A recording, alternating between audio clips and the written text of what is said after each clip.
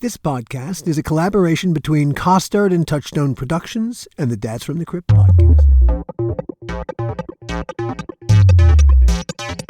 Hello, everybody, and welcome to another episode of the How Not to Make a Movie podcast. I'm Alan Katz. And I'm Gil Adler. And we are so thrilled that you could join us. This one is called Buried Bodies.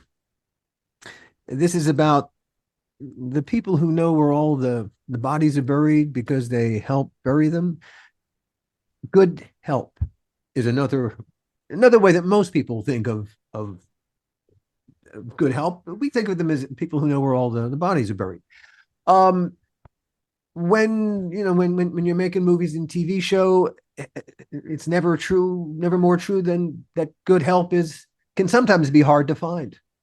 A great personal assistant, a great assistant who can think along with you is what you look for. And we were very fortunate because we found not a good assistant, but really the best assistant. I mean, you really want someone who not only covers you up and covers the issues that you may have messed up along the way, but also can add to and suggest and almost become a partner in the crime itself. And that's who Ed Tapia became. Yeah. When before Ed joined, it's funny, as we were talking to Ed in the little pre-show that we do so we figure out what we're going to be talking about.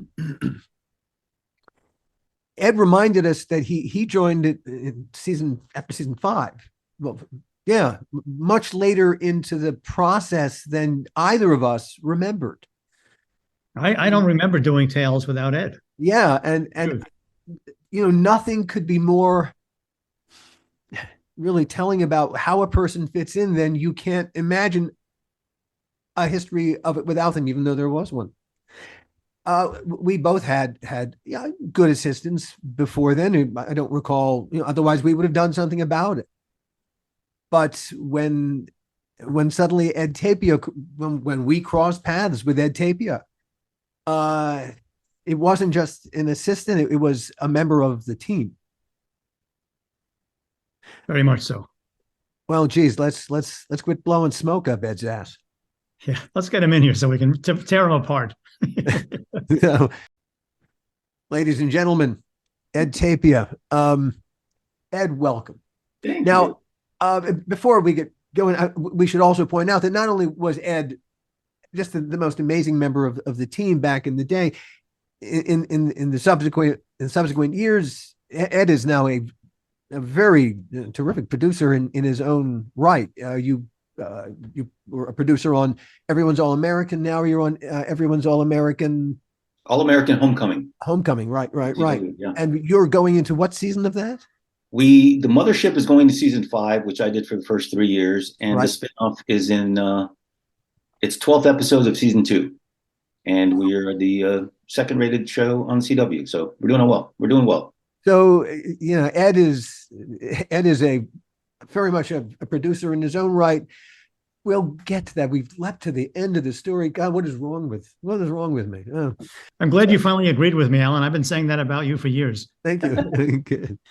And I want to say, just to bring back the very beginning, that I wouldn't have the career I had if not for you two. I mean, I genuinely, the stuff that you guys taught me and the stuff that I learned from the team around you, I think is what has allowed me to go on to, a little bit of success down the road.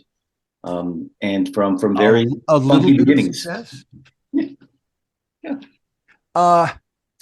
Let's start at the very beginning. A very good place to start. Just before we get to that, Alan, I've got a question for you. Go. Ed, you can just yawn for a minute. So, has Ed sent you any royalty checks since we worked together on the stuff he's made? No, never mind. Let's go back. No. All right. We've talked about how you came to us. We'll revisit that in a second. But where'd you come from, Ed? You're an Angelino, aren't you? Yeah, I was actually I was born here in LA. I grew up in Highland Park. Well, actually, I was born at Queen of Angels Hospital, and right off the Hollywood freeway. Huh. And my mom sent me to New York when I was really young, like 6 months old, and I lived with my grandma in New York City. till I was about 5. I'd go back and forth. My mom would come out and visit. My grandma would bring me back to LA. Mm-hmm. And around 6 years old, I came back to LA full time. My mom was finished with school. She was working. And What was your mom studying? she was studying fashion, and she ended up being a pattern maker for a company called Robin Hill Sportswear in the mid 60s, early 70s. And it was funny because I didn't realize how poor we were until I was kind of a teenager, because everybody in my neighborhood was kind of lower middle class, upper lower class, if that makes any sense. Sure. My mom and my grandma did a really good job of hiding the fact that we were eating chicken and rice pretty much every day, just because it was cooked differently. You get the whole chicken and you cut it up and use every piece of it, and rice and beans or potatoes. And everybody I knew was like that. So I remember going to, when I was finally in high school, we went to some of these other schools and saw kids driving around BMWs. I was like, what is this world? Because we didn't travel much, didn't have much, but everybody didn't have much. So it was normal. Yeah. And I went to see American Graffiti when I was 13 at the Highland Park Cinema, and came out of that movie saying, I want to do this for a living. I had no idea how, no idea what they did, what was going on. I was 13. I was in the 8th grade. What was it about American Graffiti that seized your creative soul? A world that I didn't know existed. The cars, the fashion, the cruising, the music.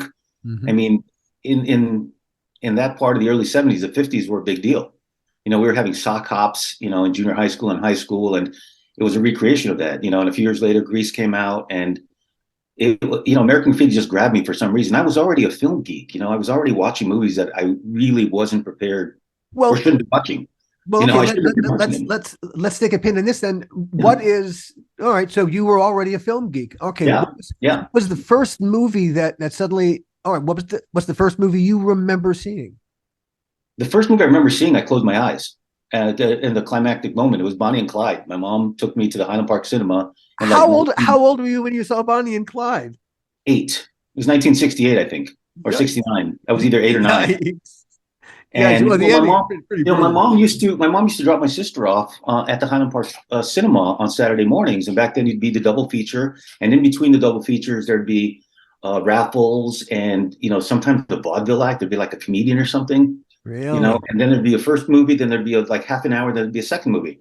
My mom would drop us off at 11 and pick us up at 5, and we'd be there all day, out of her hair. Wow. And so I remember, and then I fell in love with movies, the kid movies, and then started sneaking in, to the older movies. And in my mid-teens, I would go to the Eagle Rock Plaza, where they had 4 cinemas, each of them showing 2 movies. I'd get there at 11 in the morning, buy a ticket for the 7 p.m. show, walk in, they would just tear my ticket, wouldn't even look at it, and I would just pick the 3 movies I would watch all day, ending up with the one I bought the ticket for at 7 p.m. Wow. You were a bigger film geek than I ever was. So I would, all day Saturday I was in the movies. I was either playing sports or watching movies, and so I was the Conversation, The Sting, 3 Days of the Condor. All those great great period in the early 70s. Leading up to The Godfather, and all those movies over and over and over again. I'd sometimes watch. I'd go back, if there was a great movie. I mean, I can quote lines from 3 Days of the Condor to this day because I saw it so much back in the day. Sure. All of those movies you mentioned were really, really good movies. Yeah. And I'm not sure that's comparable today. If a young kid were looking to be in the film business, going to movies every day, I wonder if he'd be able to find the quality of those kinds of movies today. Well, not only that, but I remember reading recently that if The Godfather were made today, it'd be 12 episodes on Apple TV or Amazon. It wouldn't be a feature, because nowadays everything has been so stretched out that and it makes sense to a certain degree because you can tell the story in much more much deeper. It would be better serialized, right? Because you could really, I mean, really, in essence, that's what Coppola did. If you look at 1 and 2 as a grand story, 3 you have no use for, but but really it kind of anticipates serialization in a way Right, when right, when they cut it up later and they began to think of them as a grand opus. right. And think of how many movies, in the 80s and 90s were a 2 hour theatrical release with a 4.5 hour director's cut, Yeah. sometimes which were better, Oh, which were better, sure, of you course. know, Yes, because they put in all the nuance and all the stuff you'd have to cut down to get it to 2.5 hours. it's true. The audience was kind of was already there ahead of the content providers. The Mhm. content consumers wanted bigger, longer, deeper storytelling. So it shouldn't have been shocking in any way, shape, or form when the Netflix showed up and said, "Hey, all you can eat whenever you want." And then, from there, I decided I wanted to do this, but being a kid in Highland Park where, 60% are Latino and very much everything was Catholic driven. And it's like the rule was find a work at the phone company, the gas company, the post office, good Yeah. benefits, a place where you'll grow and have a pension. Yeah. I didn't want any of that. I wanted to make movies or TV. Hmm. And as I got a little older, I realized I like television more than I like features. Just in terms of the production side of it. When I started learning, and I went to work at a flower shop when I was in junior college, and I was delivering flowers in a delivery van, and I loved the job because I couldn't afford a car, but they let me take the delivery van home every day. And the flower shop had 5 different drivers, and we were all given a route for the specific day. And once we finished the route, we can go home. Well, if you were on the West LA route, you invariably had to go to Sony, it was MGM back then, Culver Studios, Mm. 20th Century Fox. If you had the Hollywood run, you'd invariably have to go to Paramount, KTLA, the old KGTV, Raleigh Studios. If you Mhm. had the Valley run, you were at Disney, you were at Warner Brothers. So I would sneak onto sets. I would make my delivery and then sneak onto a set and just watch. And back then the security wasn't that big. If you were on the lot, they didn't care where you went. Yeah. I remember walking onto the set of The Love Boat and watching for 45 minutes and Charlie's Angels and a lot of these great shows. I would just walk in, pretend I would go to craft service, pretend like I belonged there, and they would just let me do my thing. This is such an important lesson to all you kids out there. Really, but really and truly, it is. It's in on some of us would refer to that as chutzpah. Yeah.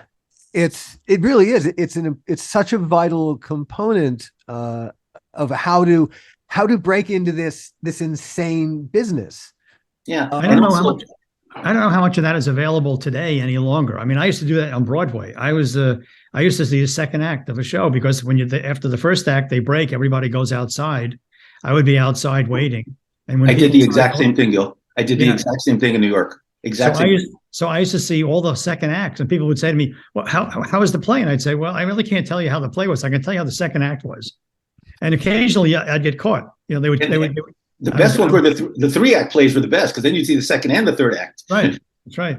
But yeah. I think there are different ways to channel that audacity, but it's that audacity. It's the fact that you did that, Gil, and the fact that you did that, Ed. But this is it's outside the box thinking. Yeah. And it's also, it was also, I mean, it's so funny how things work out because I was also delivering to some of the biggest names in Hollywood. My first tip ever, working for the flower shop, delivering flowers, I had to deliver. Johnny Carson had standing order. His wife got 24 roses every Monday and every Friday. And my first tip was Johnny Carson basically handing me $50. And I was like, mind blown. Later Diane Carroll, gave me like $25, and like my first 2 tips were these iconic people. And I was going to seeing homes and residences that I couldn't even imagine. I mean, it might as well have been Mars. Seeing Johnny Carson's Malibu estate the first time, they invited me in to put it on a table, and I was walking around thinking, this guy must be the richest guy in the world. And you realize later there's people that have much more. It was just eye-opening in a very, very endearing way for somebody who loved the business. And I was also having to deliver to these people sometimes in their trailers. We'd get a delivery for Lawrence Hughes on Love Boat, and I'd go on the studio lot and I'd find the production. I'll say, "Oh yeah, just take it out to her in her trailer." That would never happen today. but they would just guide me to, and I would meet all these people, and I'd tell my mom, and she was like, "Oh my God, did you get a picture? Did you get a picture?" Long before cell phones and selfies, that was always her question. Sure, sure, sure. What was your first gig in the biz? Um, Again, ties back to the flower shop. Going on the various studio lots and television companies, they had job boards, the old job board, the bulletin board. And every lot I would go to the job board and I would look for anything that was entry level, literally anything. Mm-hmm. And I had my little fake resume that I had made up, and I'd send an application. I remember applying for a they literally called it a gopher job for KHJ Channel 9. Mm-hmm. I applied at CBS, NBC, Disney, and ultimately I applied for a job at ABC Television in Prospect for a photo clerk in the photo department. I was 21 years old, Huh. and I got a call from an HR guy named Doug Rotatori, who I will love forever because he called me in and he had a very almost uptight voice. I mean, my Doug Rotatori is like, Ed, this is a Doug Rotatori from ABC personnel. We'd like to know if you'd like to come in for an interview.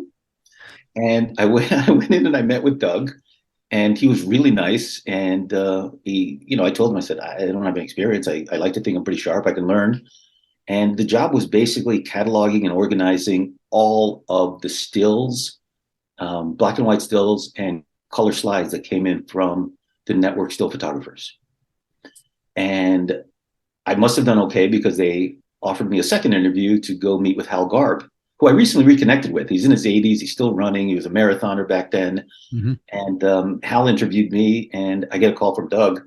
And again, that same voice, like, Ed, we'd like to offer you the position of photo clerk 2 at the starting rate of $317 a week with full benefits. Are you interested?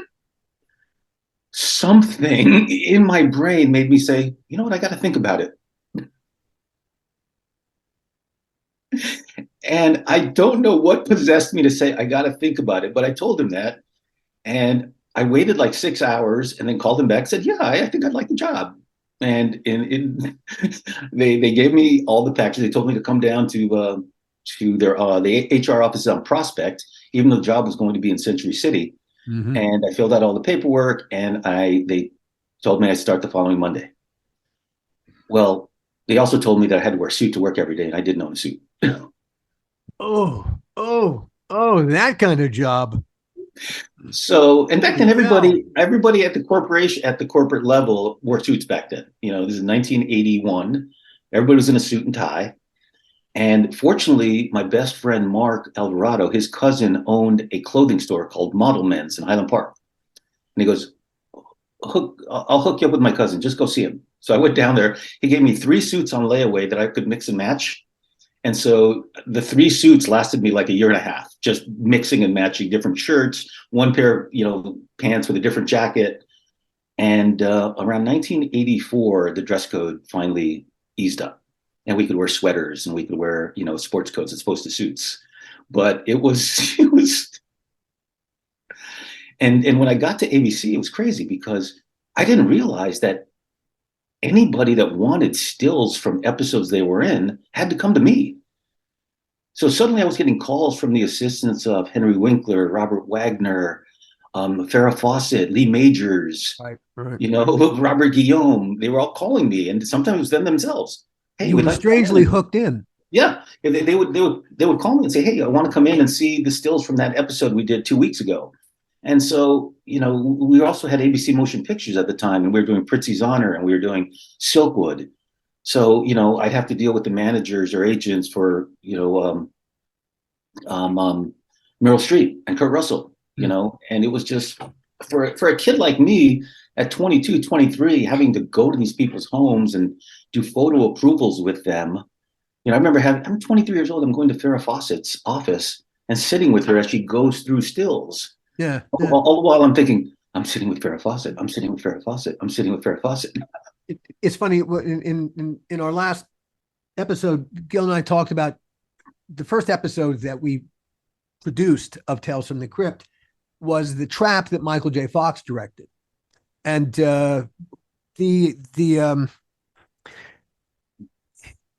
I'm not a star fucker. Mhm. I yes, meeting famous people is one thing, but working with them to me is much more. That's Mhm. much more appealing. And to suddenly my first real, all right, let's get to work after just doing story editor stuff was to go and sit with Michael J. Fox at his bungalow at the hotel at the end of the Sunset Strip to go over his directing notes for the episode he was going to direct, the first time he was ever directing. And strangely, I felt very verklempt about it. It was I walking in that room the first time. It was, yes, it was rather heady. I found myself pulling the camera back constantly, going, "You're having a meeting with Michael J. Fox. You're having a meeting with Michael J. Fox." Like Chicken Little running around the room. He couldn't see it. Thank goodness he could not see. The little Chicken Little in my head running around going, "It's like stupid. Shut up already." But No, and what's one of the things though that I really loved about both you and Gil in that, going to your homes, I never saw those photos of you with an actor. You go into some people's homes and every photo in their home is them with somebody. And that's only there to impress everybody who shows up. That shit doesn't matter to me. I don't have any photos with any actors anywhere in my house because to me they're just coworkers for the most part. the thing that cured me, that was wonderful, was that as the chicken was running around my head, Michael J. Fox and I got down to work. And suddenly Michael J. Fox stopped being a guy who was, light years beyond me in terms of the pecking order. He was a coworker on a project. Yeah. And Yeah. he needed my help. Right. And Right. and so suddenly this is the great equalizer. Right. We were all in this together, pulling the same cart toward the same destination. And damn, if that Right. doesn't just teach you everything you need to know, we're all Yeah. in this together. That old saying, never meet your heroes. For the most part, I've been pretty fortunate because there's a lot of people that I've greatly respected that and enjoyed, and I got to know them later when I worked with them. And Yeah. The one that comes to mind is Timothy Hutton. When I was in Austin doing American Crime, the second season of American Crime, Timothy and I got to know each other pretty well because it turns out we're both basketball fans. So every free moment we were playing hoops together, and he and I, as the two old guys, would take on the young kids. And I remember him from, being a huge fan back from Ordinary People. That performance blew me away. It was, again, one of those movies that just made me say, I want to do a movie like that. And then getting to know Timothy and him being such a nice guy. I mean, no offense, Tim, I still don't have a picture of us together, and that's okay. But I have the memory of working together and seeing his process and respecting it and seeing how good he was. I've been really lucky with people I worked with. I will say in retrospect, I wish I had taken a few more pictures, but that's only in retrospect. What are you going to tell a young dumb kid like me? Right, right. Yeah, working with the people that we've gotten to work with has been one of the spectacular graces of getting to do what we do to make a buck. Right, right. And then after 5 years at ABC Television, I realized, after about 2 years, I started applying for a lot of jobs within the company, development jobs, production jobs, and I couldn't get any. For whatever reason, I couldn't. And my boss Hal finally said to me, he goes, Ed, sometimes, an expert is somebody from out of town. I said, what do you mean? He goes, people look at you a certain way here. You may have to leave to come back. And that's always stuck with me, that you see often very qualified people overlooked by their own companies, and yet they go off to another job and a company hires them back a year later at a much higher position for a lot more money because they went off to CBS and did something for a year. And even though they were there right under your nose, they're just overlooked for somebody. And I'll never forget Hal's comment: an expert is somebody from out of town. And it stuck with me. And so I quit. I quit with no job to go to. And that was probably the last time I had a normal job. In terms of, that was somewhat corporate, even though it was entertainment. Yeah. And started the world of freelance work. I went to work at Interscope shortly thereafter. I became their story editor. I got to see, basically all the submissions. I handled like 10 freelance readers. And after 2 years, it was the same thing. There was no place for me to go. It was a great company. I loved Robert Gord, Dave Madden, all of them. They were good people, and we were doing a lot of movies and a lot of TV shows. But there was no place for me to grow and no place to learn. So again, I went off and did freelance stuff, and I kept doing that until ultimately Victoria Burrows, the wonderful casting director that you all interviewed, called me and said, "Hey, the Tales from the Crypt guys are looking for an assistant. Are you interested?" I'm like, "Hell yes!" That's funny. The timing was perfect. I was temping at MGM for the VP of Legal Affairs. I was a temp. Remember temps? Do they still have temp agencies? I work as a temp. I work as a word processor. Yeah. So I was temping for I was an assistant to the VP of Legal Affairs at MGM when that French guy tried to take it over, and they were shrinking the company, and they were coming out of bankruptcy. Oh, right. It was during that time. It was like, it had to be like 93, 94. And we lost go. No. All right. Well, we'll press on for the second. Okay. And so I was miserable, but they actually paid pretty damn well. Yeah. At the time, minimum wage was like, I don't know, $6 an hour, and they were paying like 13. And because I was working for a VP, there was like $2 extra an hour. And I was temping, and I was hating it. I was just writing shitty legal memos all day long. And the woman I worked for was very nice, and she. Sorry, but at least you were temping within the business. You were temping for MGM. Yes. I only worked for temp agencies within the business, and I did several of those. I did a lot of temping. When I got Tales from the Crypt, had been working for almost a year on a temp gig for Occidental Petroleum in their corporate communications department. Oh boy! And on the one hand, I had to put on a shirt and tie every day, which is so not me. It is. But we had a great relationship. I really liked it. First of all, hey, steady income. The communications people were at least the one creative department in the whole stinking joint. Right. It was a fascinating place to be because Armand Hammer is an interesting guy. They were just building the museum at that point. It was a really interesting time to be inside that company. But I was always a visitor, right, to their world. It was never a world that I was ever going to be. And I was, man, and we've told the story of how Tales came to Gil and I. But yeah, I went from temping at Oxy Pete for a year to Tales from the Crypt. Wow. And so Victoria called me, and I'd known Victoria at that point for probably 7-8 years. We played softball together in the entertainment league, and I trusted her. And she said, "You guys were good guys." And so terrible judge of character, that Victoria. And I don't know what you guys remember about the very first meeting, but what I remember is that you guys could not stop joking. You guys were just riffing off of each other, and I was just like, we were just assholes. Are these two guys? What a couple of schmucks. No, not a couple of schmucks, but you guys were you could tell that there was you almost finished each other's sentences sometimes, but it's in really a jokey annoying, manner, isn't it? in a jokey manner. And you guys were at those offices. I forget what they were called, but it wasn't Sunset Gower, but it was down there, kind of in that area. Yeah. Antiquarius. Was it at the Antiquarius? Wherever George Burns was. That's where I met you. Yeah, it was called the Hollywood Studios. Hollywood Studio. Okay, and we had a good first meeting, and then you guys said, "We'll let you know. We'll let you know." And I waited around for like 2 days. Then you called me and said, "Will you take this much money?" And I think it was $500 a week. I'm like, "Absolutely, I'm there. When do you need me?" Huh. And only later did Gil tell me that you guys only had like 3 weeks in the budget for me. Hey, winging a prayer. Because you guys were in post production at that point. Yeah. And you didn't know what your next job was going to be, and you guys were pitching like crazy. Yeah, your agent, Alan Kassir, I was on the phone with him like 5 times a day because he was setting up meetings, and you guys were pitching all over town.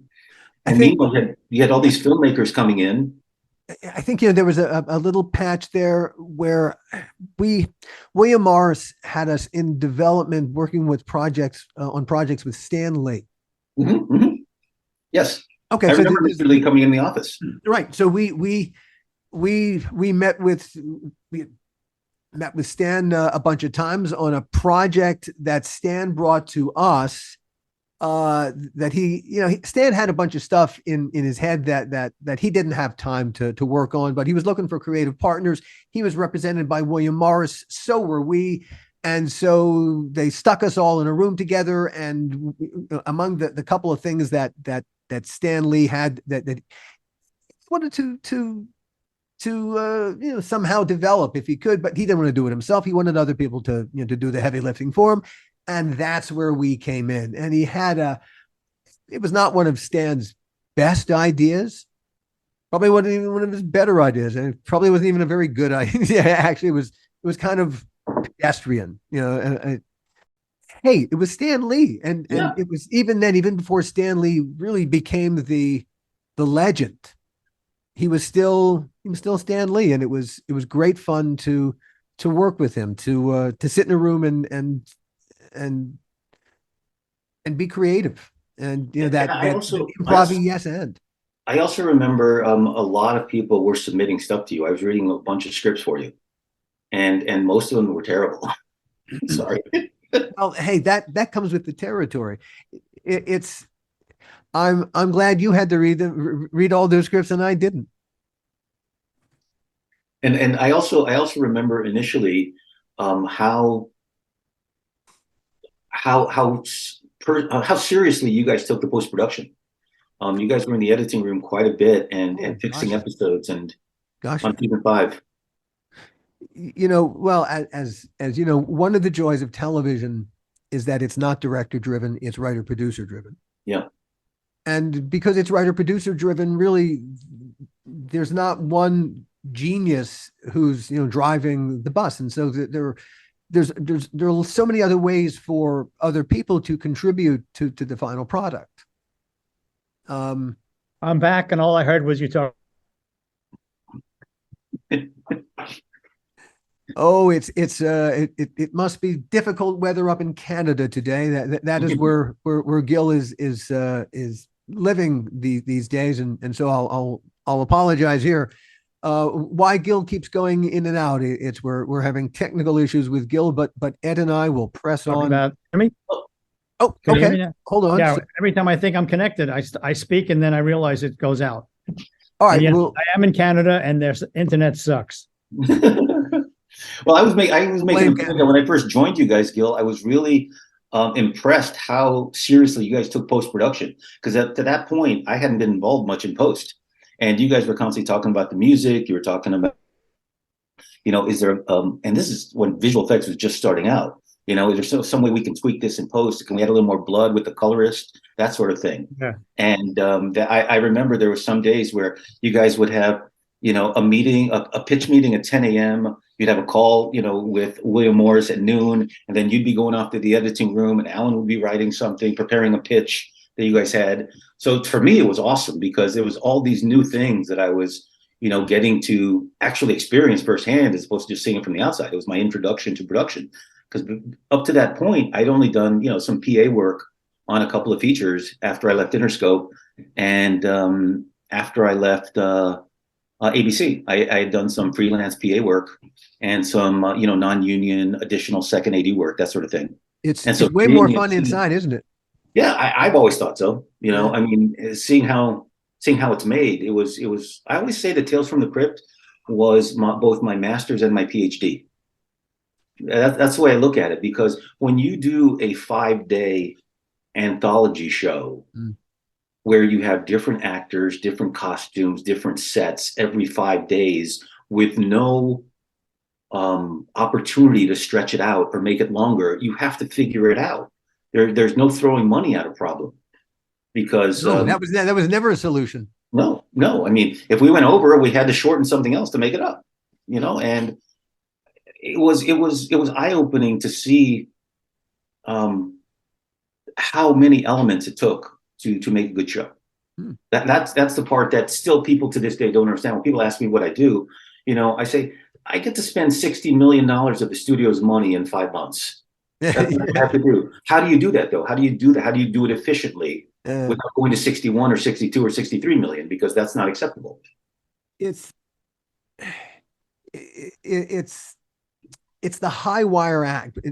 Part of the appeal is having a show that you're writing, a show that you're prepping, a show that you're shooting, a show that you're posting. Yeah. And it really is to have all these deadlines happening in essence at the same time. Either this is unacceptable to you, or this is what makes you hum. And this is, you have to be one of those people to look. There are people who do features for whom this is unacceptable. This is madness. Fewer and fewer of those people, because there's no feature business anymore. Right. And not most, I would say a lot of filmmakers are choosing to go into the streaming world because of what we talked about earlier. You can tell a story in 10 or 12 hours as opposed to 2. It's so rich, the storytelling environment, and just, you can go so many different places, and you don't have to broadcast. You can much more narrow cast, and ideas. I think of shows like Shtizzle out of Israel, which I would never have watched a show like that. Right. I just finished a show on Netflix, a French show called Lupin, that was just amazing, just so well done. Yeah, yeah. And I think, what would Game of Thrones have been like if George Martin had written that in 1985 as opposed to today? It would have been a 3-hour feature, and the good stuff in the book would have been left out. What's the South Korean show that went? Oh, Squid Game. Squid Game. Wow. Yeah. Wow. Yeah.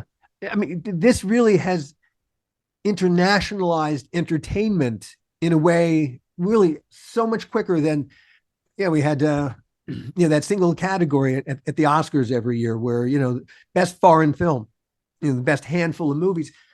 This leaves that in its wake. There's such a wide appetite for so much of what we do all over the world, and so much desire here for what the rest of the world does. Right. And what's funny is that we got when I had been working for you guys for like a month. Yeah. And you guys started talking about, that's when you told me, unless we sold something, we might have to do something else. And then I remember you guys were pitching like crazy. And then all of a sudden, I don't remember the exact timeline, but we got an order for another season of Tales and the 3 Tales from the Crypt feature movies at the same time. And then all that happened. And we had to find new offices. And suddenly we were off and running. We're off and running on Demon Night, I think.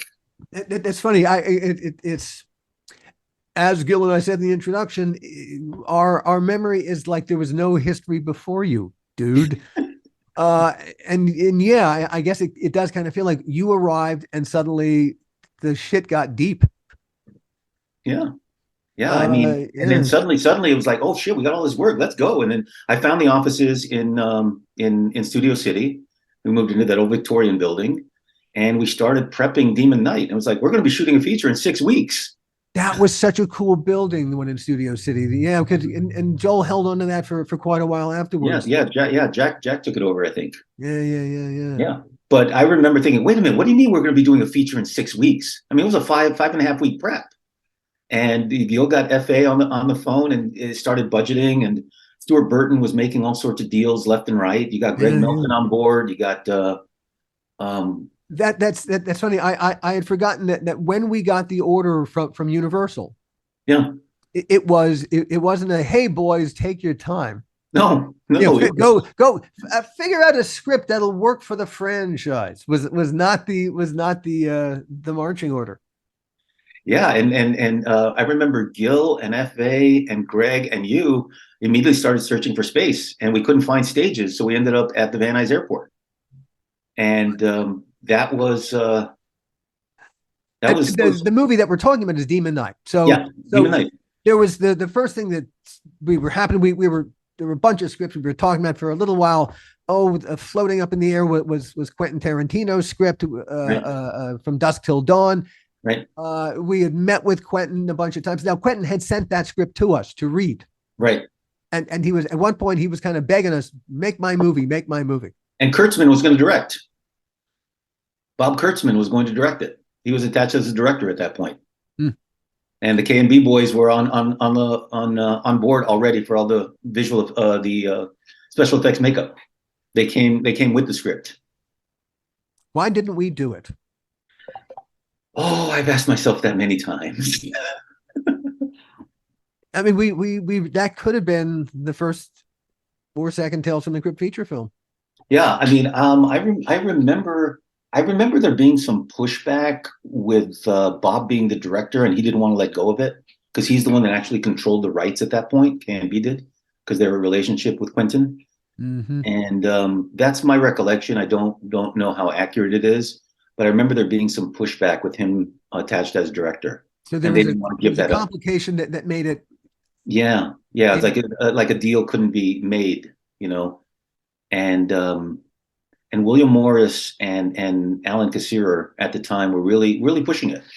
But my recollection is that we couldn't make a deal because of Kurtzman's involvement. And it's funny because Bob ended up being a really good director, really good dude. Yeah, I don't think it's Gil. Do you remember why From Dusk Till Dawn we didn't make? Oh, we lost him again. So close so far. Yeah. So yes, in the end, we didn't do that. Now, in addition to Demon Knight, was there anything else that was a strong contender for the first Tales from the Crypt feature? Do you remember? Oh, I remember there being one that I forgot the writer, but the writer that did that episode where the guys chop off their fingers, he had a script. Was the guys? Was that Walter's episode? It was one of Walter's episodes. It was the writer of that. He had a feature, and I forgot his name. It was the one about the guys who were gambling. Yes, exactly. In that episode, he had a script that had a similar scene to it in his movie. That's why I remember it. And that was the other pretty strong contender at the time. And then I remember then Cy and Ethan's script was, everyone kind of fell in love with that. Yeah. Internally. Because, I mean, I remember you and Gil and Joel having a conversation where Joel basically said, it's shootable. We can shoot this. We can shoot this fast. You know, we can get this out.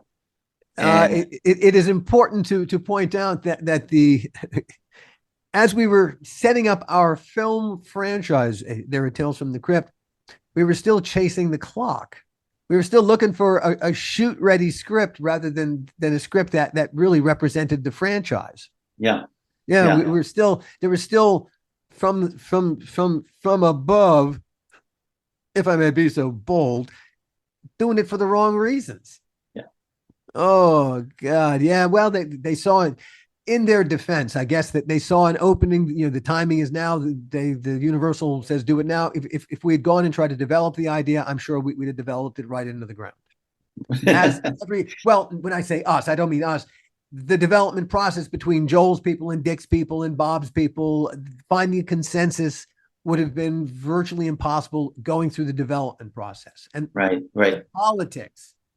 Oh, the politics. Yeah. And what I remember too is that we had a rough 2 weeks putting everything together. And we had a really rough 2 weeks. Can you hear me, Gil? Yeah. Okay, great. Leading up to Demon Knight, we had a rough 2 weeks after all the deals were closed to close all the deals. Because I remember it was, closing Ernest's deal and then the casting process. But you guys said, screw it, we're moving forward. I remember once Gil, once you and FA and Greg Melton decided on, was it Greg? Yeah, it was. Greg, the direct, Ernest wanted another guy. Oh, Yes, yes, not Christian. Was it Christian yeah, Wagner? Christian Wagner. Yeah, yeah. Yeah. So once the three of you decided on the Van Nuys Airport, I mean, we were like building almost right away. I mean, the plans came out fast. And I remember at one point, Gil's like, we'll be shooting in 4 weeks. We're not pushing. We'll be shooting in 4 weeks. And I remember thinking, we haven't even seen a plan yet. And we started shooting 4 weeks later. I mean, FA put that whole tent trailer city out there, Mm. and we got to shooting. And it was so, when I joke about, the stuff I learned, the things that you guys were able to get ahead of so that we actually start shooting. I mean, that's stuff that I still look at today. I mean, in terms of getting the production designer involved early, getting your PM involved early, making sure you have the right crew, making sure that the crew is somewhat cohesive.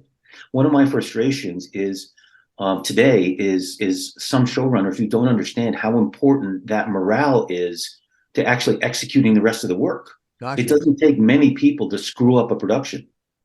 If you have the wrong DP, the wrong production designer, the wrong first AD, it's really hard to work around them. And I joke that I'd rather have somebody with 90% of the skill and 100% of the attitude than the other way around, because Mm-hmm. that one person that is somewhat of a pain in the ass will end up undermining your entire production. I think a lot of showrunners today don't realize how important that is. And I think they just feel like, well, I control the script and that's what's important. And the other people will have to just figure it out as Exactly. I deem. Exactly. 100%. Mm. And it's frustrating, because those of us that have been doing it a long time, especially now that there's so many younger showrunners, it's harder for some shows. I've been very fortunate that the showrunners I've worked for over the last 5 years are all very serious about not just doing good television, but doing good television while being fiscally responsible. Yes. John Ridley insisted that we come in on budget on American Crime. The guy had just come off of an Oscar. Mm-hmm. The studio would have been fine had he gone over budget, but for him, it was a matter of pride that he was going to not take advantage of the studio and do a great show. I mean, we got nominated for 10 Emmys our first season, and John insisted, and he would say to myself and the line producer, if we can't afford it, let me know and I'll rewrite it. I'll change it so that it works. This is the problem solving outside the box. If you do not have money, then you're going to have to find some alternative, as I said, outside the box. And you can't compromise the story while you're solving your time or money problem. One of the things that I took away from the two of you that, again, I still use to this day, and sometimes it's frustrating because I can't get the showrunners to understand it, is that we control the script. If it's raining suddenly in a scene that's not tied into anything, we don't have to go to cover. We can just write a line that says, oh my God, I wasn't expecting rain. And you can play the scene in the rain. You don't have to, because it rains places. Yeah. On certain shows, it never rains, period, because they go to rain cover every time it rains. I would rather write a line that says, oh, geez, it was sunny when we went in. It's raining coming out now. I didn't expect that. And then just keep on with the work. If it doesn't impact the overall story, yeah, hey man, we got to do this efficiently. Let's get the less important stuff in the can so that we can focus all of our time, energy, and money on the important scenes. Yeah. And again, I remember Gil and FA would get together when a preliminary budget was too high, and they would just go to you and say, okay, here are the elements. It's not a warehouse. Now it's out in the field. Exact same scene, right. Exact same scene with no set dressing, with nothing else, but you still get the work. You still get the emotional beats. You still get the story points across. And we would go through the script, and in essence, as we used to put it, rather than seeing this, you're seeing this. Right. And really, that's the significant difference. It's and if you have to, you see this, and you fake this. Yeah. And you also give the audience the opportunity to make up this when you're shooting this. They fill in the rest of it on their own. Of course they do. And the audience, so long as the story is compelling, they will forgive a multitude of production of the lack of the money, because you're filling it in 1,000 other ways. And what impressed me most, we did Demon Knight, obviously, and you guys have talked about that. But once we got into that next season of Tales from the Crypt, when we set up in Chatsworth, the one thing that, again, that I learned that I didn't know before that was how much time and energy goes into pre-planning before you actually start pre-production. Yeah. Now, when I think of the work that Gil and FA did in getting that space ready for us, I mean, it was a clothing factory, I think, when we found it. And, it ended up being a great space. And it served our purposes very well. But again, it taught me that you don't have to go to a studio. You can the way you approach it doesn't have to be inside the box. And we were able to do it at the price we did because of all these other little elements. And it's difficult sometimes when you're working with studios who insist on you being on the lot or doing their thing, because I've always loved the warehouse model, just because it allowed us so much freedom to do what we needed to do. And on Tales especially, after we did Demon Knight, and we had to do the season of Tales, I remember, the thing I remember most about that season was how many people, A, were happy that the show got another season, and how many calls we would get cold called on actors that wanted to do the show. I mean, and the one that stands out the most for me was when Slash from Guns N' Roses, you remember that? I mean, one of our grips comes up to me and goes, "Hey, Slash from Guns N' Roses, friend of mine, he wants to do the show." I'm like, "Get the fuck out of my office. Just get out of here," And he goes, "No, I'm serious. I'm serious." I go, "Okay, then have him call me. Sure, whatever. Have him call me. If that's true, have him call me." 2 hours later, the phone rings. And, "Hey, man, this is Slash. My buddy Dave said I should call you." And even it had to be a guy named Dave. It's just like big fan of the show. Big fan of the show. I'd love to do buddy it. Dave, man. I hung up on him the first time. I thought they were fucking with me. He called me back, and he's like, "No, I'm telling the truth, blah, blah, blah." And I don't know if you remember, but, I said, "Okay, then come on in today at 6 p.m. And I go into Gil's office, and I said, "Hey, supposedly Slash from Guns N' Roses." And he showed up. He showed up with his girlfriend. And you guys didn't have a role for him. He said, "We'll make one up for him. We'll write one for him." It was Vince Spano's episode. Yeah. And we did. He was a competing DJ. He worked 2 days. He showed up all 5. I don't know if you remember that. He showed up all 5 days to hang out. Yeah, no, he just loved being there. He was, and not in any way imposing. He just loved being part of. Yeah, he just wanted to hang out. And I remember going to Gil's office and saying, "Guns N' Roses, the lead guitarist from Guns N' Roses wants to do our show." And Gil is like, "We'll write something for him then. We'll write something for him." Again, it was just one of those remarkable things that happened on Tales from the Crypt, where we just kept getting to work with the most remarkable people. And they would call us. I mean, that's the thing that I'm getting at. We would field calls from agents saying, "Hey, our client wants to do your show," or funny, for whatever reason, my prep music, as I was in the shower earlier, I was listening to Tommy. I really wanted to hear the underture of Tommy. It's really, really good. But, we got a huge Who fan, and getting to work with Roger Daltrey, which was, that was before your time. Yes. Yeah. Well, the Post, I was in the editing room with you guys on that episode. Yeah.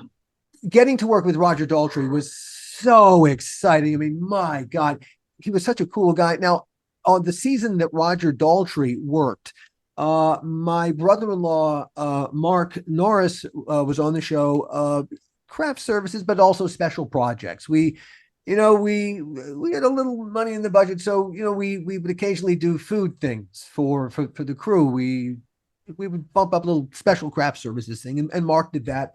And so Mark had a little station there at our studio in Santa Monica. And he would make tea every day. And when Roger Daltrey came into the set and he saw that the craft services guy was an English guy who had real proper English tea bags on that table, damn it, and made proper tea. Well, every day that Roger Daltrey worked, he would go hang out at tea time with Mark Norris. And they would sit there and talk footy. Whatever. And funny thing now, my wife, is English consequently, and she would come to visit. Well, hey, Roger Daltrey, what would you not come visit the set with Roger Daltrey there? So my wife strangely came to visit the set more often than usual, like Lucy Ricardo. So I worked in Florida for 4 years. My wife came only one time, and that's when we had Chippendales dancers on the stage. they're so obvious. They're so obvious. So my wife comes to visit the set, visiting her brother. And so as far as Roger Daltrey is concerned, this is his, the craft services guy's sister, who's, an attractive dancer, a ballet dancer. And so he begins to hit on her. And at one point, my wife thought, well, how can I not? And finally, my brother-in-law broke it to Roger that this was the producer's wife. You might not want to go here. That's funny. Quite yet, and So yet he went directly to the source and hit on Alan and me. No. exactly. And oh boy, I'm sure we let him down. It's funny. So yeah. Slash, yeah, we get to work with just the coolest people. Do you guys remember during Demon Night why we had to shut down shooting one day early?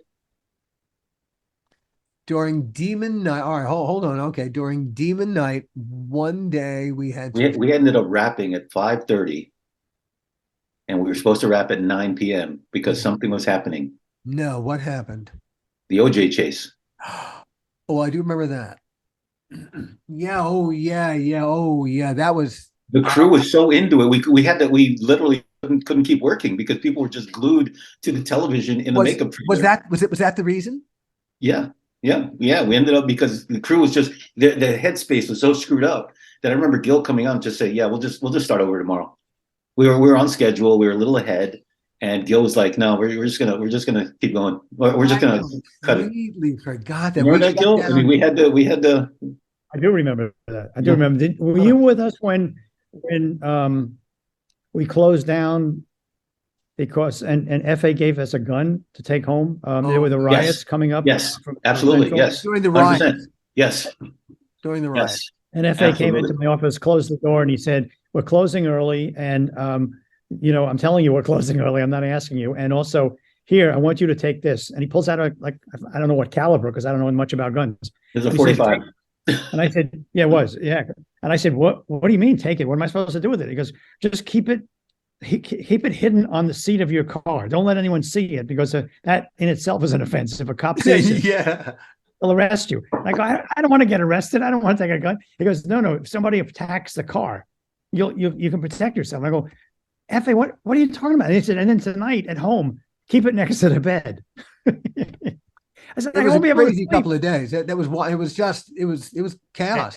Yeah, it was bad. I remember watching Reginald Denny getting beaten on the TV in my office at Crypt. Yeah. I have a vivid memory of standing there in shock watching. Wow. Yeah. Watching really chaos erupt in our city. And commenting on something you said before. Commenting on something you said before I got disconnected once again about sometimes doing things on a studio costing more money. I had a situation where I needed keys, and I'm not sure what show it was on. It might have been with Tales, but we're getting keys for the studio, and I said to someone, get the keys made off the lot. And the studio heard about this and got crazy, and they said, no, keys have to be made on the lot. And I said, well, I can get a key made for $1.50, and you're charging me $5 a key.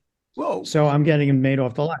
And they went crazy. And I said, I'm going to take the show off the lot. I'm going to go to a warehouse. I went nuts. And the resolution was they agreed to charge me $1.50 a key as I could get off the lot, but I couldn't tell anyone that they were doing that, and I had to make sure I stayed on the lot. Same thing happened with Xeroxing. Yeah. Oh, it was wild. It's a gouge. It's a fucking gouge. It's ludicrous. It's something they call soft money, and it's maddening because they'll take from one pocket to give to the other, and yet it goes against your budget, and you can't control it. and Right. it's frustrating. It's very frustrating sometimes Right. because And you'll have to take that out of your budget somewhere else. absolutely, 100%. Yeah. And not only that, but Yeah. the grip and electric prices are higher than they should be. It runs a whole gamut. You're forced to use their stuff. So it's a very different way of working. We couldn't have done Tales from the Crypt if had to be tied to a studio. Oh, We could not have done it. No, we couldn't have. No, No. not at all. no way. No way. No way. Yeah, because your hands get tied in so many ways by all the feather bedding. Yeah, exactly. That you are Exactly. you're forced to eat. The other thing I keep coming back to, especially that with both Demon Knight and that first season of Tales that I actually got to be with you guys from the beginning, is seeing how you guys put together the crew members, how you guys hired people that moved on, and how important it was for you guys to have them meet with other people to make sure that everybody gelled. I remember that being so important for you guys in terms of it wasn't just the resume, it wasn't how good they were.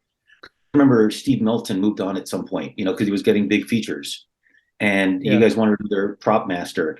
And I remember the process that you guys went through. It was new to me seeing, because I didn't know production all that well at that point still, and seeing how you guys went the extra level to make sure that they gelled with the production designer and with the set decorator, has stayed with me and made me look, maybe research people a little more, do the due diligence. Yeah. Like when I do due diligence now, I don't ask producers, I ask other crew members.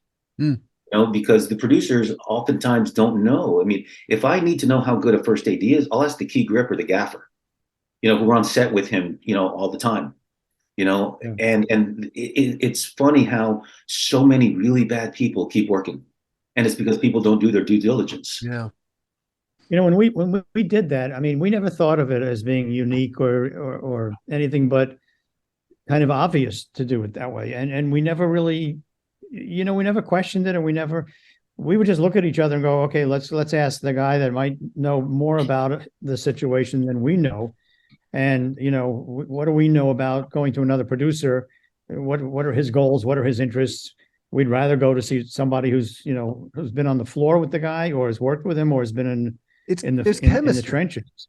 This chemistry is so important. And yes, hey, there are people who are incredibly talented, magnificent skill sets. They're so impossible to work with. Exactly. Yeah. And again, it stayed with me, and it has guided me. And I think it's one of the reasons. I mean, I've been really fortunate with the crews I've gotten to put together. I mean, I've had to work in Texas, in Georgia, in Atlanta, in South Florida, in both Miami and Fort Lauderdale.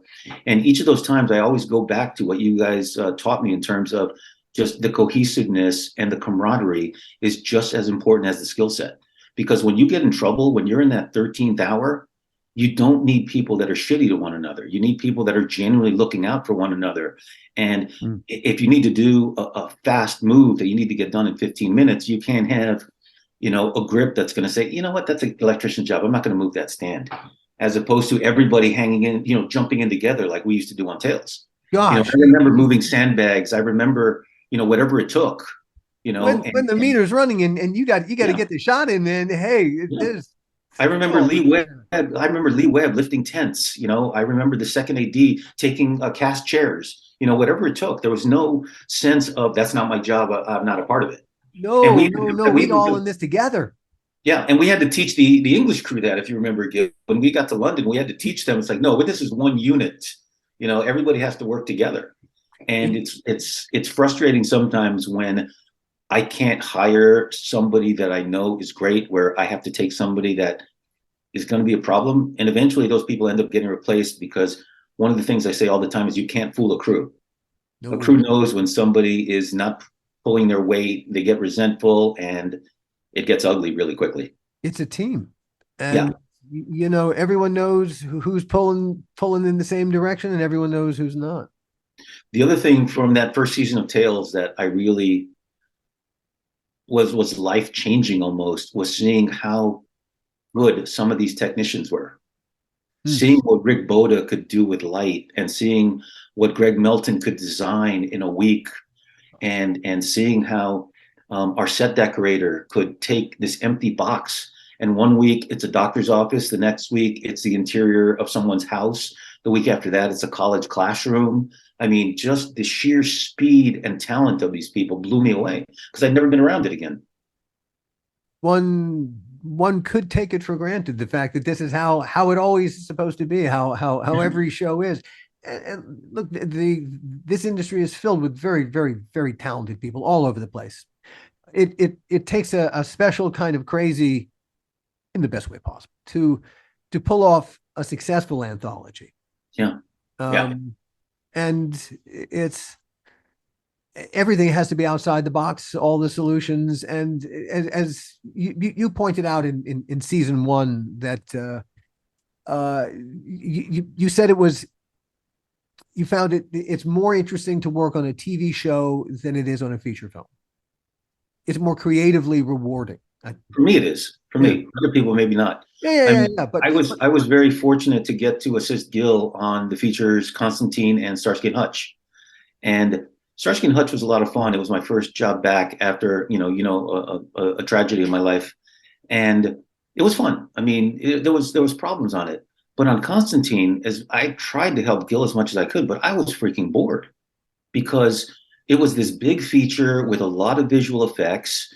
And it was, when Gil came on board, it was wildly over budget, and they wanted to start shooting in like 7 weeks. And Gil continually told them, "We'll be there, we'll get there." And I think we started like at 105 million. And by the time we started shooting, I think it was around 90 or 91. And some days were 3/8 of a page, and it was all visual effects. It was Keanu being pulled, on a string all day, and it was like, and the movie ended up great, but I was just bored. I was just bored working on it because once you set it up, it's just basically execution. And for Gil, it was hard. It was busy, because trying to keep track of costs, trying to stay on schedule.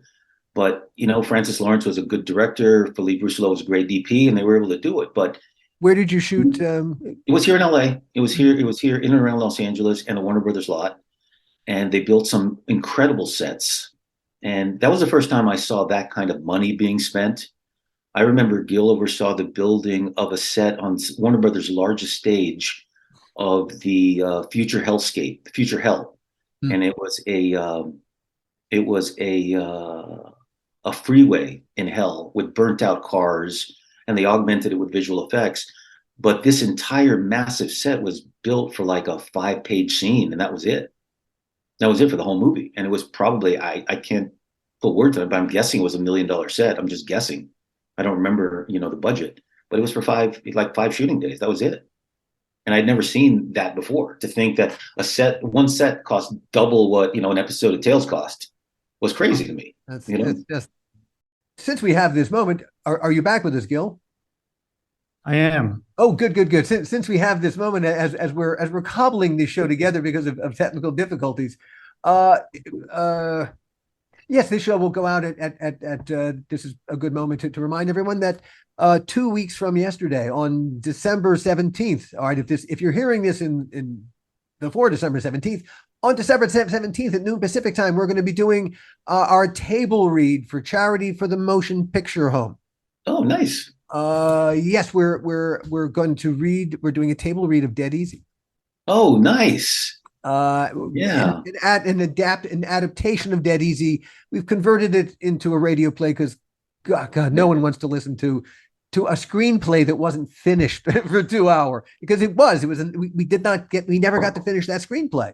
Right. We were 3 weeks away from beginning principal when Universal pulled the plug and said, no, you're going to go start this other movie in 3 weeks, as we all know. Right. So we're going to do a reading of Dead Easy, long rumored, finally found, and we've got a really good cast. Actually, the Crypt Keeper will be emceeing. Oh, nice. Very nice. The Crypt Keeper is emceeing, and John Kassir is also going to play the villain. You remember the Harlequin character? I do. Very much. John's going to play the Harlequin. We have Jake Busey so far. Nice. And I'm gonna, of course, forget all the great people that we have. So, I'll just put my glasses on. We have Jake Busey. We have Brett Cullen. We have Lisa Zemeckis. and John. We're waiting for two other actors to respond. So we've got a really good cast so far. I wonder if Brett would remember me. He and I played a lot of softball together in the 80s and early 90s. His nickname was Cowboy back in the day. I like Brett very much. I worked with him back when he did the Thornbirds in like 81 or 82. Huh. Small world. Hey, teeny tiny. So Yeah. so we're going to be doing that in 2 weeks from yesterday. If you're listening to this after the 17th, you can always go to, of course, to our channel, to our YouTube channel, to our Patreon page, to our blog site, and there you can access the reading after the fact. Please make your donation first, honor system, to the Motion Picture Home, the MPTF. They really do need your money. They're going through great hardships, and God, what they do for film folk like us is fantastic. So nice. Good job. All right, I'll get down off my soapbox. Actually, Ed, we've had you for an hour and a half. We just started. Hey, Yeah. Here's what we're going to do. We're going to have you back because we've but scratched the surface and all the stuff that the three of us could talk about. The technical difficulties have been a challenge, but I think we've risen above them. I would love to talk about Crypt in London in greater detail. Let's do that on a subsequent episode that we all do. Whenever. And what we'll try to do is we'll try to pull in for a little while, and that we'll try to pull in Glenn. Yeah, absolutely. And and it would have been great if we could have pulled off getting Glenn for this, because this was talking about what makes a great assistant. Yeah. And in the same way that we found Ed, and Ed became more than just an assistant, an essential part of the team. When we went to England and did a season of Tales from the Crypt in England, we found an Ed. We found an English Ed named Glenn. And the story of Glenn is there's all kinds of fun stuff. It would be great if we could get Glenn. He's living in Sweden now. He's in Sweden, yeah. Yeah, and his life has taken some strange twists and turns. Oh yeah, absolutely. I mean, I jokingly call him, the closest person I know to Forrest Gump. Not in the fact that he's slow or anything like that, like Forrest was, but just his life experiences. I mean, Glenn, where are you? He'd be on a red carpet somewhere. Where are you? I'm in China. I'm in South Africa. I'm producing a movie. I'm directing a movie. I mean, it's amazing. For 10 years there, my first question to him when I'd reach him or text him is, "Where are you?" Yeah, because he's never in the same place for a long period of time. Yeah.